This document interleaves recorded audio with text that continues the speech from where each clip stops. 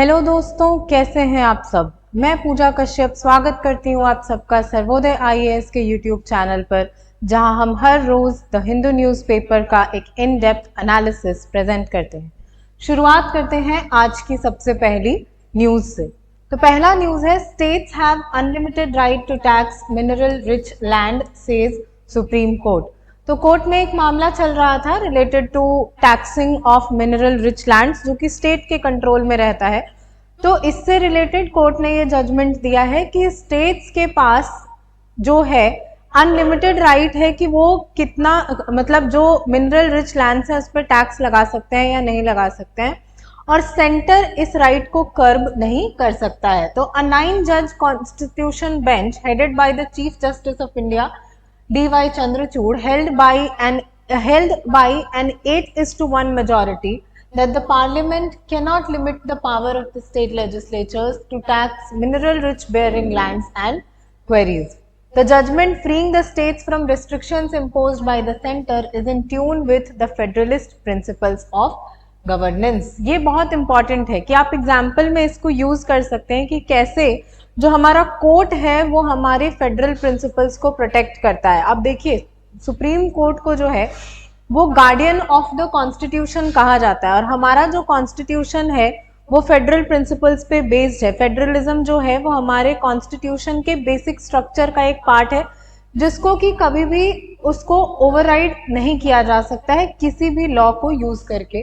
तो इसी बैलेंस को यहाँ पर मेंटेन करने के लिए, इसी प्रिंसिपल को रीअसर्ट करने के लिए कोर्ट ने ये जजमेंट दिया है कि स्टेट्स के पास जो है वो अनलिमिटेड राइट्स हैं कि वो जो है मिनरल रिच लैंड्स को टैक्स कर सकती हैं। तो any dilution in the taxing powers of the state legislature will necessarily impact their ability to raise revenues, which in turn will impede their ability to deliver welfare schemes and services to the people।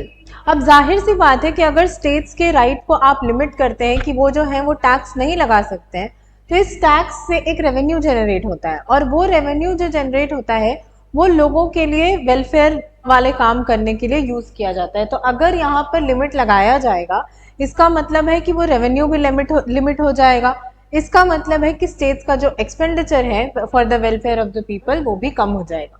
The ability of the state governments to invest in physical infrastructure, health, education, human capacity and research and development is directly correlated to the raising of government revenues. Fiscal federalism entails that the power of the states to levy taxes within the legislative domain carved out to them and subject to the limitations laid down by the Constitution must be secured from unconstitutional interference by the parliament. एक और बहुत important point कि ये fiscal federalism जिसके बारे में हम हमेशा बात करते हैं कि जो सेंटर और स्टेट्स हैं दोनों के पास अपना अपना रेवेन्यू जनरेट करने का पावर होना चाहिए, प्लस अपना अपना खर्च जो भी एरियाज उनको दिए गए हैं उसको उसमें एक्सपेंडिचर करने का भी जो फ्रीडम है वो उनके पास होना चाहिए। और यही फिस्कल फेडरलिज्म का जो है वो कोर प्रिंसिपल है। तो यही कोर्ट का कहना है कि अगर कोई अनकॉन्स्टिट्यूशनल तरीके से यहाँ पर इंटरफेरेंस होता है तो वो फिस्कल फेडरलिज्म के खिलाफ होगा। The verdict noted how mineral rich states such as Chhattisgarh, Jharkhand and Odisha continue to have per capita income below the national average। कि अभी भी जो मिनरल रिच स्टेट्स हैं जैसे कि छत्तीसगढ़, झारखंड और ओडिशा, इनके पास इतने मिनरल्स हैं कि वो उससे इजीली अपना जो पर कैपिटा इनकम है उसको इंक्रीज कर सकते हैं, लेकिन आज भी उनका जो पर कैपिटा इनकम है वो एवरेज नेशनल लेवल पे जो पर कैपिटा इनकम है उससे कम है। तो the judgement said that the Parliament through the Mines and Minerals Development and Regulation Act of 1957 cannot restrict the states from legislating on taxation of mining lands and quarries। The court further held that the royalty paid to the states by mining leaseholders is not a tax। अब जब भी जो lease पे लेते हैं mining के लिए, कि यहाँ पर जो कंपनीज वगैरह जो होती हैं जो लीज पर लेती हैं माइनिंग के लिए लैंड को, वो क्या करती हैं कि वो उस पे एक रॉयल्टी पे करती हैं स्टेट गवर्नमेंट को, और ये रॉयल्टी जो है वो एक टैक्स नहीं है, ऐसा कोर्ट का कहना है। तो chief justice Chandrachud said that the state legislatures derive their power to tax mines and quarries under article 246 read with entry 49 जो कि है tax on lands and buildings. in the state list of the 7th schedule of the Constitution. The centre had argued that entry 50 in the state list had allowed the parliament to impose any limitations on taxes on mineral rights through laws relating to mineral development, in this case the MMDR Act. However, the Chief Justice responded in the judgment that to the argument by noting that the entries 50 and 49 of the state list deal with distinct subject matters and operate in different fields. जो court का argument है वो है entry 49 को, जो कि है taxes on lands and buildings, और जो सेंटर का आर्ग्यूमेंट है वो है एंट्री 50 को. तो फाइनली कोर्ट का ये कहना है कि एंट्री 49 और एंट्री 50 के जो मैटर्स हैं वो बिल्कुल अलग अलग हैं. ये आपके लिए जानना इंपॉर्टेंट नहीं है कि एंट्री 49 में और एंट्री 50 में क्या है, बट फिर भी कोर्ट का ये कहना है कि दोनों जो है वो बिल्कुल अलग अलग चीजें हैं जिनका कोई कोरिलेशन नहीं है. The limitations imposed by the parliament in a law like the MMDR Act which related to mineral development did not operate on or influence state taxation of mining lands under entry 49 of the state list for the sole reason that there is no specific stipulation in the constitution to that effect. कि हमारा जो constitution है वो इस बारे में कोई बात नहीं करता है, इस वजह से जो एंट्री 49 है और एंट्री 50 है उसको हम सेम नहीं मान सकते हैं. ठीक है, तो बेसिक जो इसका कॉन्सेप्ट है वो है फिस्कल फेडरलिज्म को लेकर के और फेडरलिस्ट प्रिंसिपल्स ऑफ गवर्नेंस को लेकर के. नेक्स्ट जो आर्टिकल है हमारा वो है India's illegal coal mining problem. तो अभी रिसेंटली 13 जुलाई को 3 वर्कर्स की डेथ हो गई एस्फिक्सिएशन की वजह से inside an illegal coal mine in Gujarat Surendranagar district. तो एस्फिक्सिएशन मतलब जब लोगों को सांस लेने में प्रॉब्लम होने लगती है तो उसके वजह से उनका जो ब्रीदिंग सिस्टम में पूरा चोक हो जाता है, तो वो सांस नहीं ले पाते हैं, ऑक्सीजन की कमी हो जाती है और उनकी डेथ हो जाती है. The workers lack safety equipment such as helmets and masks. A case of culpable homicide not amounting to murder has been registered against the mine operators. अब यहाँ पर है culpable homicide not amounting to murder. अब इसमें क्या होता है, ये एक लीगल टर्म है, बट अगर यहाँ पे दिया है तो आप जान लीजिए कि culpable homicide not amounting to murder मतलब कि आपको पता है कि सिचुएशंस ऐसी हैं यहाँ पर कि आप डेलिबरेटली नहीं चाहते हैं कि उस इंसान की डेथ हो जाए, लेकिन सिचुएशंस ऐसी है कि उसकी डेथ हो जाती है. तो नॉट अमाउंटिंग टू मर्डर मतलब आपको पता है कि उसकी डेथ हो सकती है, फिर भी आप जो है वो प्रिकॉशंस नहीं लेते हैं. That is culpable homicide not amounting to murder. Illegal coal mining is rampant in India and has led to numerous fatalities. Example, 3 people in June 2023 including a child died in Jharkhand after a mine collapsed. उसके बाद अक्टूबर 2023 में भी 3 लोग मर गए waste Bengal में during illegal extraction. तो अगर इंडिया की बात करें तो India produces one of the highest quantities of coal globally, making it a significant power source. Illegal mining occurs in abandoned mines और shallow coal seams in remote areas often linked to poverty, unemployment and weak governance, weak regulations. कि India में illegal coal mining वहां पर होती है जहां पर कि माइनिंग जो है वो बंद हो चुका है या जो एरिया है वो सेफ नहीं है, तो वहां पर जो इलीगल ऑपरेटर्स हैं वो ऑपरेट करते हैं और इसकी वजह से लोग जो हैं उनको अपनी जान गंवानी पड़ती है. तो कोल माइनिंग जो है इंडिया में 2 लॉज के तहत गवर्न किया जाता है. पहला कोल माइंस नेशनलाइजेशन एक्ट 1973 और दूसरा mines and Minerals development regulation act 1957, जिसके तहत की इलीगल कोल माइनिंग या जो यहाँ पर जिन कंडीशंस में माइनिंग की जाती है वो अलाउड नहीं है. तो legal coal mining is restricted to entities meeting strict eligibility criteria while illegal mining bypasses these regulations. अब कोल के माइनिंग के लिए गवर्नमेंट जो है वो टेंडर अलॉट करता है. गवर्नमेंट ही आपको टेंडर फ्लोट करता है कि कौन कौन सी कंपनीज जो है वो अलाउड होंगी. लेकिन इंडिया में आप देखिए कोल माफिया होता है, सैंड माफिया होता है. ये लोग जो इनका जो तरीका होता है वो लीगल तरीका नहीं होता है. जो भी रेगुलेशंस हैं उसको ये बाईपास कर देते हैं और इलीगल तरीके से माइनिंग करते हैं. तो इंडिया में इलीगल कोल माइनिंग जो है वो बहुत ज़्यादा है क्योंकि इंडिया में there is high demand for coal. दूसरा, poverty and unemployment driving people to illegal mining, क्योंकि लोगों के पास करने के लिए काम नहीं है तो वो इस चीज़ को देखते नहीं है कि ये लीगल है या इलीगल है, उनको अपना पेट भरने से मतलब होता है. Plus weak enforcement of laws and alleged political collusion. Illegal miners lack proper training and safety equipment, making their work hazardous. अब गवर्नमेंट से जब इसके बारे में क्वेश्चंस पूछे गए, तो questions about tackling illegal mining have been raised in the parliament. The union government often shifts the blame to state authorities, citing law and order jurisdiction. क्योंकि हमने पिछले वाले में भी देखा, पिछले आर्टिकल में भी, कि जो मिनरल्स वगैरह हैं वो स्टेट लिस्ट में आते हैं, तो यूनियन गवर्नमेंट जो है वो इससे रिलेटेड जो भी ब्लेम है वो स्टेट गवर्नमेंट पर डाल देता है। The complexity of the socio-economic and political factors makes it difficult to eradicate illegal mining. Measures needed include better enforcement, economic opportunities, and improved safety regulation for legal miners. कि अगर laws बनाए गए हैं तो वो ढंग से एनफोर्स हो रहे हैं या नहीं हो रहे हैं वो चेक करना, प्लस ज़्यादा इकोनॉमिक अपॉर्चुनिटीज प्रोवाइड करना कि लोग ये इलीगल कामों में एंगेज ना हो, एंड लास्टली जो सेफ्टी मेजर्स हैं उनको और ज़्यादा एनहांस करना। लास्ट जो न्यूज है आज का वो है minister launches revamped model skill loan scheme. तो 2015 में एक स्कीम लॉन्च किया गया था, मॉडल स्किल लोन स्कीम, जिसमें स्किल्स अक्वायर करने के लिए आपको लोन प्रोवाइड किया जाता था, उसको थोड़ा अभी मॉडिफाई किया गया है।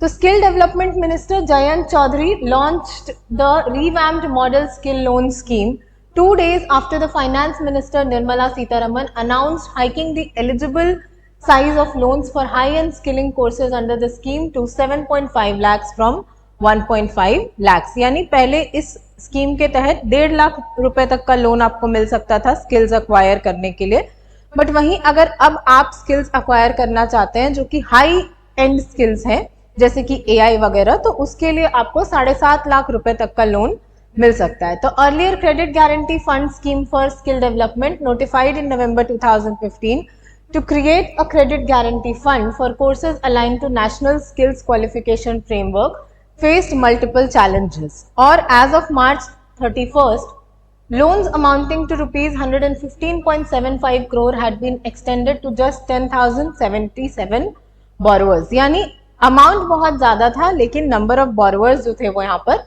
कम थे। तो skill development ministry officials said the low fund utilization over the past decade under the scheme was due to low ticket size of loans up to 1.5 lakh, even as course costs and fees rose due to inflation, leaving many high-cost courses out of the scheme.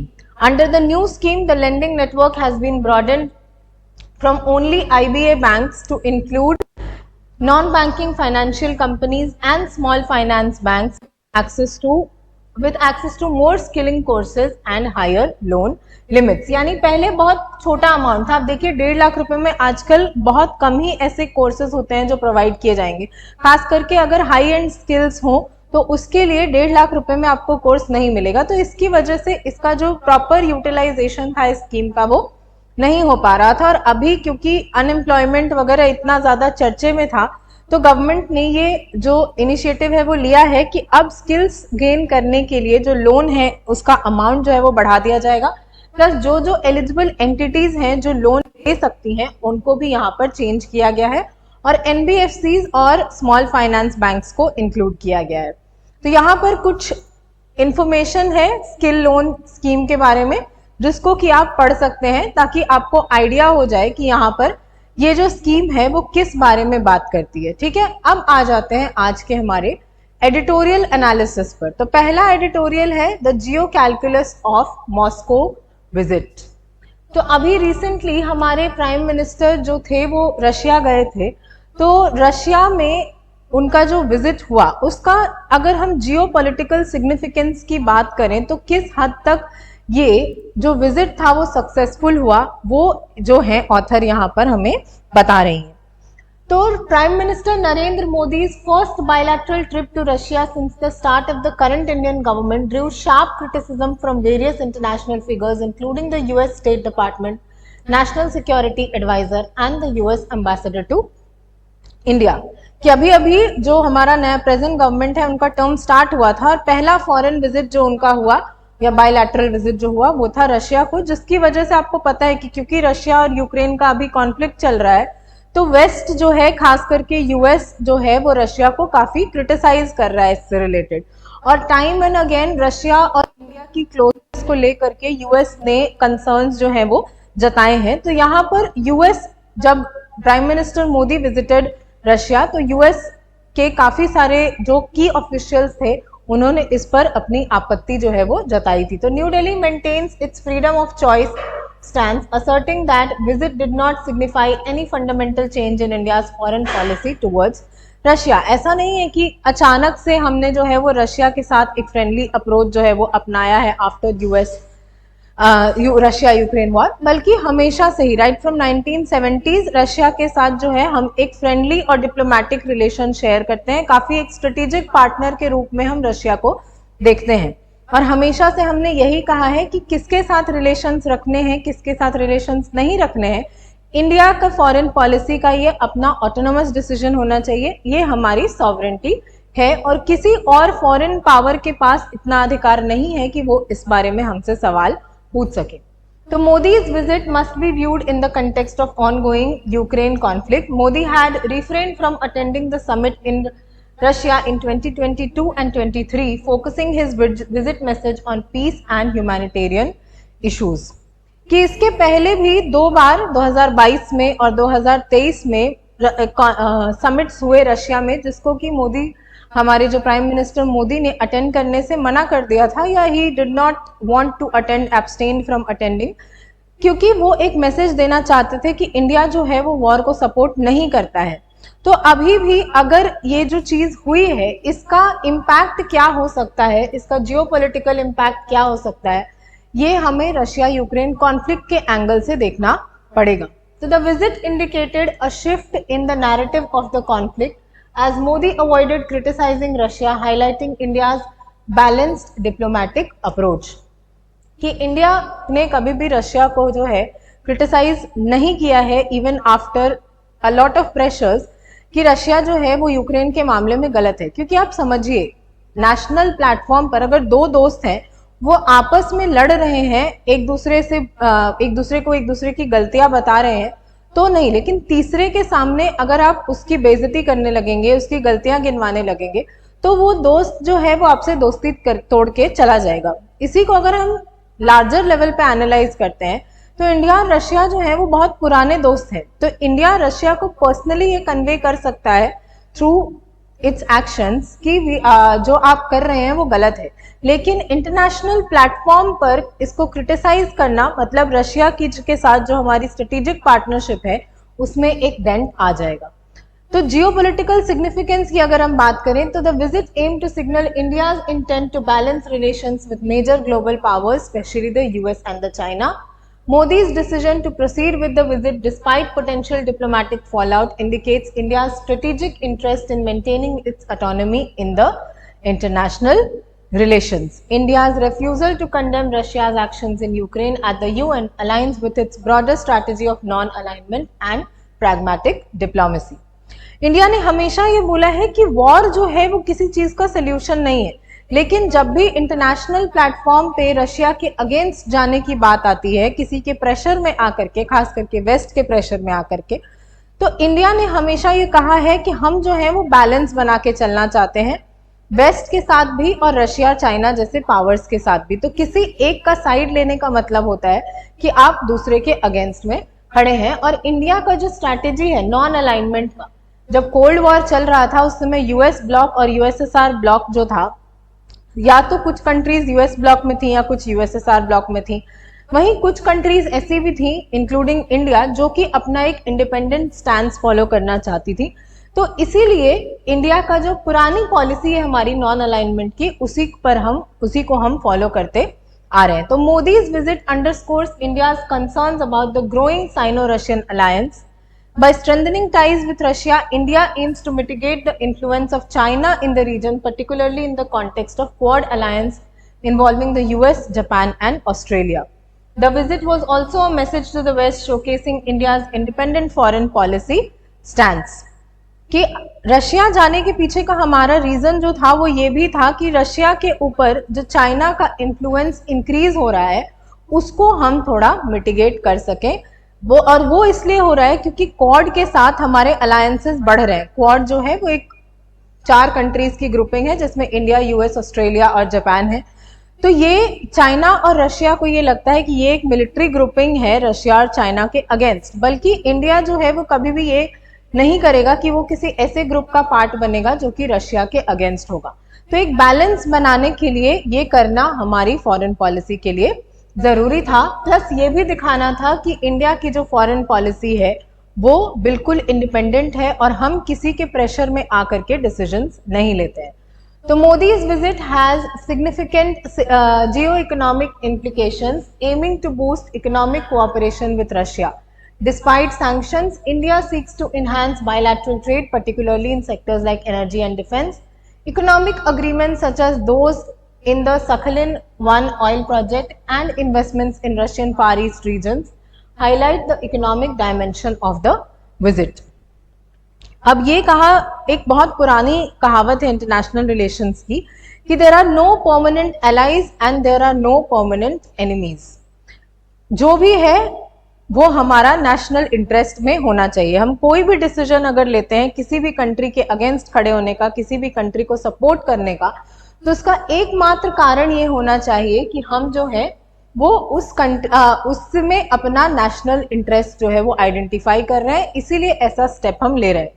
तो India ने भी अपने economic significance को देखते हुए, अपना economic benefit को देखते हुए यहाँ पर रशिया के साथ अपनी इकोनॉमिक कोऑपरेशन को और इंक्रीज किया है। तो Modi's visit to Russia is a part of broader strategy to maintain multipolar world order where India can navigate between major powers without being overly dependent on any single alliance. The visit exemplifies India's strategic autonomy, balancing relations with the West, Russia and China to serve its national interest in complex global environment.